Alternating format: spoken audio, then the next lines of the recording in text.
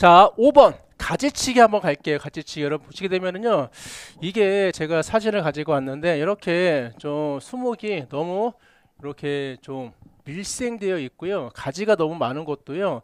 그 햇볕이 요구량이 적게 되면은 그 임진왜가 이렇게 나는 많은 그 양분이나 이제 그 지력을 형성하는데 해가 되기 때문에 가지치기를 해가지고 여러 가지 전반적인 내용을 좋게 해줍니다. 그래서 지금부터 가지치기 효과를 보게 되면은 즉 수목의 골격이 굉장히 좋아지. 책에 없는 내용이에요. 골격이 굉장히 좋아지게 되고요. 크기도 어떻게 조절이 가능합니다. 당연히 건강을 유지해 줄 수가 있고요. 모양 다듬기, 즉 어떻게 여러분 가지치기를 함에 있어 가지고 내가 원하는 수영을 만들어 줄 수 있다. 그 다음에 활착이 증진이 되고요. 개와 결실이 조절이 가능해. 가지치기를 함에 있어 가지고 어떻게 어느 정도의 그 열매가 형성이 된다라는 거는 나중에 종자가 맺어지는 거기 때문에, 그래서 개화와 결실이 조절이 가능하다. 왜? 꽃이 피는 부분도 어떻게 자름으로 인해 가지고 조절 가능하기 때문에 토양 유실 방지도 가능하다. 이게 여러분 그냥 효과예요. 중요한 건 아니고요. 제가 그냥 가지고 왔습니다. 그러면은 가지치기 지금부터 목적이 되겠는데 좀 이해를 해볼게요. 즉 무슨 말이냐? 이렇게 여러분 가지가 있어. 이렇게 수목이 있습니다. 자, 수목인데 제가 제일 좋아하는 금강송이에요. 오케이, 금강송입니다. 저기 어디 있습니까 여러분? 강원도 산골 깊이에 있는 게 금강송입니다. 그러면 어떻게 여러분, 예를 들어 우리 금강송이 있는데 이렇게 옆에 가지가 굉장히 많습니다. 자, 가지가 많다는 나중에 여기 옹이가 생길 수가 있거든. 그러니까는 처음에 났을 때 잘라주면 어느 정도의 옹이의 피해를 막아줄 수가 있는데, 이 가지가 여러분 굵게 되잖아요. 굵게 되면 여러분 뒤에 배우겠지만은 이 가지를 여러 가지 방법으로 제거를 해야 돼. 제거를 하다 보면 나중에 이렇게 수목이 성장하다 보면은요, 여기 옹이가 생길 수 있다라는 거야. 또 하나 여러분, 자, 여기를 이렇게 제거했습니다 여러분. 이렇게 커팅했어요 여러분. 자, 얘를 잘랐다고 해서 여러분 얘가 계속 커가면서 위로 올라가는 게 아니에요. 수목은 얘는 계속 이 자리에만 있는 거야. 왜? 부피 생장만 하고 수고 생장, 즉 키는 위에서 계속 올라가는 거고 얘는 계속 옆으로 부피 생장만 하는 거기 때문에 얘가 여기에서 우리가 나중에 굵은 가지를 잘랐다고 해서 키가 큼에 인해서 얘가 올라가는 게 아니야. 왜? 여기서 자라는 게 아니라 윗부분에서, 위에가 뭐야? 정화잖아요. 정화가 위에 있는 부분이기 때문에 위에서 어떻게 계속 올라가고 때로는 추가로 해가지고도 성장이 갈 수가 있다는 거죠. 자, 그래서 일단은 결론은 뭡니까요? 여기에 있는 가지를 전부 다 없애기 위한 작업이 지금 가지치기야. 그래서 어떻게 내가 원하는 고든 수목을 얻을 수가 있는 겁니다. 그렇죠? 읽어볼게요. 마디가 없어요. 여기 중간중간에 가지에 마디가 없는 수간. 이게 뭡니까? 수간이잖아요. 수간. 그렇죠? 얘가 수관이고요. 그래서 질이 좋은 목재를 생산하기 위해 죽은 가지나 살아있는 가지의 일부도 어떻게 여러분 계획적으로 내가 원하는 수영에 맞게끔, 수간에 맞게끔 어떻게 잘라준다. 그 작업을 보다 여러분 가지치기라고 표현하고 있는 거야. 자, 그러면은 옹이가 없는 가지는 어떻게 여러분 높은 목재를 생산할 뿐만 아니라 건강한 숲 환경을 조성하기 위해서 굉장히 좋아. 때로는 여러분 이런 가지가 있잖아요. 이런 가지가 여러분 때로는 산불을 일으킬 수 있는 부분도 있고요. 여러 가지로 이렇게 하층 식생이 성장하는 데 있어 가지고 햇볕 요구량이 적기 때문에 또 하나의 피해를 볼 수가 있다는 겁니다. 그래서 어떻게 여러분 우리가 얘를 대경목이라고 하면은요 쭉쭉 자랄 수 있게끔만 놔두고요. 밑에는 전부 다 어떻게 가지치기를 해가지고 마디 없는 수목을 만들어 주겠다. 그 얘기 되겠습니다. 그러면은 가지치기 장단점 볼게요. 즉 가지치기의 장점은 나와 있죠. 마디 없는 좋은 목재를 얻을 수가 있다. 당연히 우량 목재 생산에 큰 목적이 있는 게 바로 가지치기야. 왜? 우량한 키가 큰 나중에 우리가 다른 우리 건축 자재를 쓸 수도 있고요. 여러 가지 우리가 자재로 활용 가능하기 때문에, 그리고 하목의 수강량을 증가시켜 성장을 촉진한다. 왜? 밑에 있는 아래에 있는 하목들이 성장, 왜? 가지가 없기 때문에. 그 다음에 하목을 당연히 보호하고 생장을 촉진시킨다. 잇목, 상호 간의 부분적인 생장 경쟁을 완화시킨다. 왜? 이렇게 어떻게 여러분 또 하나의 수목이 이렇게 있습니다. 있을 경우에 이렇게 가지가 좀 많이 있으면은 이 스스로도 어떻게 경쟁을 할 수가 있기 때문에 얘를 전부 다 어떻게 제거함으로 인해 어떻게 이 가지끼리 어떻게 경쟁을 완화해 줄 수가 있다. 그 다음 나이테의 폭이 넓기를 조절하여 수간의 완모도를 조절할 수가 있다. 여러분 수목은 여러분 이렇게 초살이라고 하는데 여러분 올라가면 올라갈수록 여러분 이게 작아집니다. 작아지는데 이렇게 또 가지가 있잖아요. 그러면은 이 가지를 제거함으로 인해 가지고 이렇게 어느 정도의 이렇게 직경 생산을 하는데 조금 도움을 준다. 그래서 어떻게 여러분 나이테 여기 나이테 폭의 조절 수간의 완만도를 높인다. 어떻게 여러분 왜 이렇게 되어 있는 수목보다는 어느 정도 일정한 지름을 가지고 성장한 수목이 조금 더 가치가 있기 때문에 어떻게 계속해서 어떻게 가지치기를 해서 곡선적 아니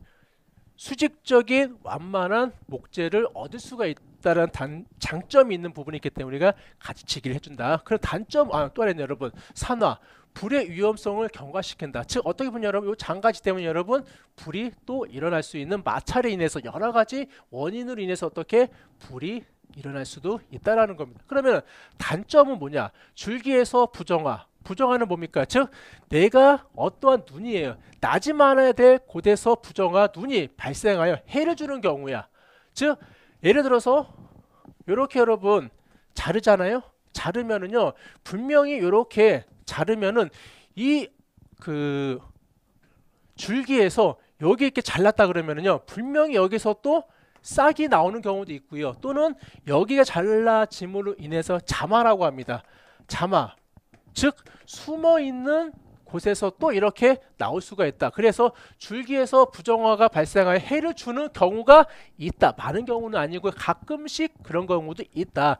가지를 어떻게 지나치게 자르면은 생장에 감퇴시킬 수도 있다. 지나치게 왜 어느 정도는 있어줘야 되는데 너무나 다 쳐버리면은 그것 또한 좋지가 않다라는 겁니다.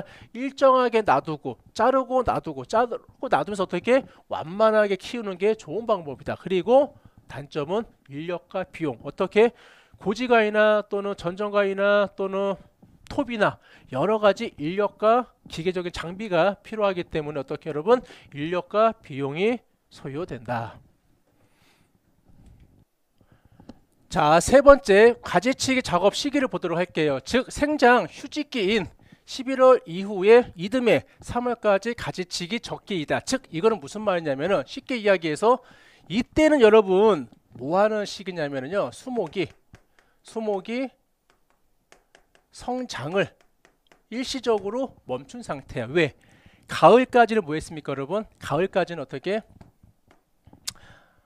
계속 성장을 하다가 가을 이후에 뭐 했습니까요? 낙엽이 떨어지는 부분이기 때문에 본인 스스로가 뭐 한다 여러분? 이제 성장을 멈추고 쉬어야겠다. 그때 뭐 한다 여러분? 가지치기를 하는 거야. 그래서 여러분 이렇게 가지가 이렇게 잎도 많이 있겠죠 여러분. 이렇게 수목이 있어요 여러분. 그렇죠? 수목이 있으면은 나중에 이런 잎이 다 떨어집니다. 다 떨어지면 가지밖에 안 남겠죠. 그러면은 이 가지가 여러분 병해충에 입은 가지가 반드시 발생해. 그러면은 필요 없는 가지는 전부 다 어떻게 잘라줍니다. 그리고 어느 정도의 형상을 유지시켜 주기 위해서 또한 불필요한 가지 전부 다 잘라줍니다. 그렇죠. 그래서 내가 원하는 어느 정도의 수형을 만들 수가 있다. 그게 언제다 여러분? 11월에서 3월까지 가지치기 적기라고 표현할 수가 있고요. 비대 생장을 시작하는 5월 이전에는 실시를 해야 된다. 이후에 하지 말라는 소리 되겠죠. 그 다음에 으뜸 가지 이하의 가지는 자른다. 그래서 으뜸 가지는 무엇이냐면요 굵은 가지, 가장 많은 잎을 가지고 있는 가지, 활력이 가장 왕성한 가지 밑에 있는 역지는 전부 다 어떻게 잘라주는 게 좋겠습니다. 자, 이렇게 해서 일단은 그 가지치기의 작업 시기까지 들어갔고요. 그 다음에는 가지치기 대상을 보도록 하겠습니다. 자, 침엽수가 있고요, 화렵수가 있는데 이놈의 침엽수하고 화렵수에 따라서 그 가지치기하는 위치하고 방법이 조금 다르다라는 겁니다. 그래서 침엽수종은 말 그대로 침이 있는 수종이야. 소나무, 잣나무 전나무, 삼나무, 편백나무 등은 상처 유압이 너무너무 잘 된다. 상처 유압 잘 된다. 별표하고 암기. 그 다음에 가뭄비나무 상처가 썩을 위험이 있으므로 고사지, 죽은 가지, 쇠약한 가지만 잘라준다. 이게 특징적이야. 그러면은 침엽수는 우리가 상처 유압, 그 가지를 자른 다음에 상처가 유압하는데 문제가 없는데, 가무비나무는 어떻게 여러분 썩을 위험이 있기 때문에 고사지나 또는 쇠약한 가지만 잘라준다. 반대로 화렵수는 뭡니까? 상처 유압이 잘 안 되고 쉽게 썩기 때문에 직경 별표 5cm 이상의 가지는 가지치기 하지 않는다. 어느 정도 굵은 가지는 가지치기 하지 않는다. 요 종류 암기하지 않습니다. 단풍나무, 벚나무, 물풀이나무 상처 유압이 어렵기 때문에 당연히 고사지만 잘라준다. 그리고 어떻게 여러분? 밀식을 이용해서 자연 낙지한다. 즉 무슨 말입니까? 밀식 뭡니까? 이렇게 가지가 있으면 어떻게? 수수로가 어떻게 여러분 밀식되어 있으면은 지네들이 알아서 가지가 어떻게 성장이 멈추다 보니까 뚝뚝 떨어질 수가 있다. 그러니까 자연 낙지를 유도한다. 화렵수종 같은 경우에는요. 그리고 잣나무류, 포플려류 등의 역지 이하의 가지만 잘라준다. 그러면은 우리 아까 지금 여러분 고등 가지를 얻기 위해서 가지치기 했잖아요. 그렇죠 여러분? 그런데 같은 내용인데 그냥 그거는 전체적인 큰 틀을 이야기한 거고요. 지금 나와 있는 대상은 쉽게 이야기해서 뭐 침엽수종이든 화렵수종이든 이렇게 한다라는 겁니다. 그냥 여러분들이 어떻게 침엽수종은 웬만하면 잘 되기 때문에 가지치기를 하는데 이런 건 안 하는구나. 화렵수종은 유압이 잘 안 되기 때문에 5cm 이상의 가지는 하지 않는다. 그렇죠? 웬만하면 이렇게 밀식으로 해서 자연 낙지를 어떻게 그냥 유도하는 겁니다. 유도하는 거지 그냥 맨날 우리가 밀생시켜서 하는 거는 아니라는 거 원론적인 이야기입니다. 그래서 여러분 침엽수종, 화렵수종 이렇게 해서 정리 끝낼게요.